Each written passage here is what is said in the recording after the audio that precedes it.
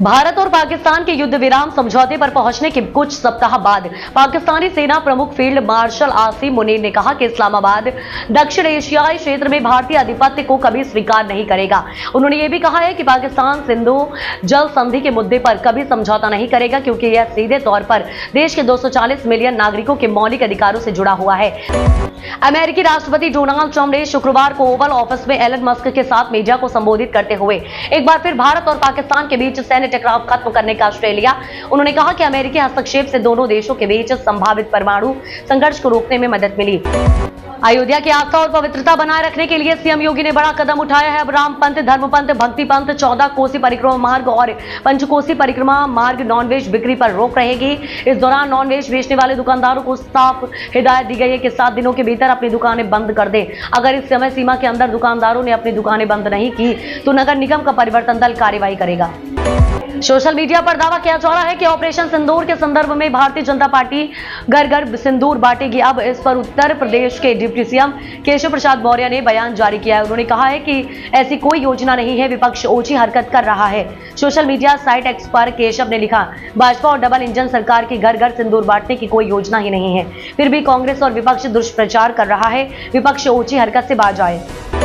राजकुमार राव वामिका गब्बी की comedy film भूल चूक माफ को दर्शकों का प्यार मिल रहा है और फिल्म अजय देवगन की रेड 2 और टॉम क्रूज की मिशन इम्पॉसिबल जैसी फिल्मों के बीच सबसे ज्यादा दर्शकों को बटोर पा रही है। फिल्म को रिलीज हुए आज 8 दिन हो चुके हैं और फिल्म की आज की कमाई से जुड़े शुरुआती आंकड़े और अभी तक वर्ल्ड वाइड कलेक्शन देखते हुए साफ हो गया है कि फिल्म को जल्द ही हिट का टैग मिल सकता है। थरूर ने लगाई क्लास तो 48 घंटे में ही बदले कोलंबिया के सुर, वापस लिया पाक के प्रति संवेदना वाला बयान। विश्व स्तर पर भारत को बड़ी कूटनीतिक जीत मिली है और भारतीय डेलीगेशन में शामिल शशि थरूर की आपत्ति के बाद कोलंबिया ने अपने उस बयान को आधिकारिक तौर पर वापस ले लिया है जिसमें उसने भारतीय हमलों के बाद पाकिस्तान में हुई मौतों पर संवेदना व्यक्त की थी। राजस्थान में कोरोना के 15 नए केस मिले हैं। जयपुर में सबसे ज्यादा मरीज, केंद्र सरकार ने बेड, ऑक्सीजन, वेंटिलेटर, आईसीयू की रिपोर्ट मांगी। राजस्थान में कोरोना के केस लगातार बढ़ रहे हैं। पिछले 24 घंटे के दौरान राज्य में 15 नए केस मिले हैं। सबसे ज्यादा 7 मरीज जयपुर में आए हैं, वहीं बीकानेर में 3 और उदयपुर में 2 केस मिले हैं। राजधानी समेत पूर्वी व पश्चिमी यूपी में मौसम में उतार चढ़ाव जारी है। शुक्रवार को दिन भर चिलचिलाती धूप से लोग बेहाल रहे, लेकिन शाम 5 बजे अचानक बदल जाने के साथ हल्की बारिश ने गर्मी से थोड़ी राहत दिलाई।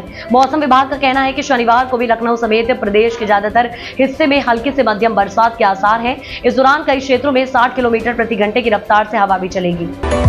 अब यहां होगा पैसा ही पैसा। बाबा की सरकार ने खोला दिया खजाना।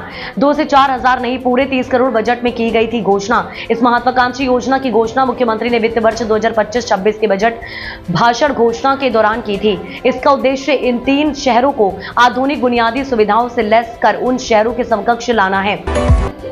बुलंदशहर में भीषण सड़क हादसा, इको वैन और ट्रैक्टर ट्रॉली की टक्कर में 3 की मौत, बुरी तरह फंसे शव।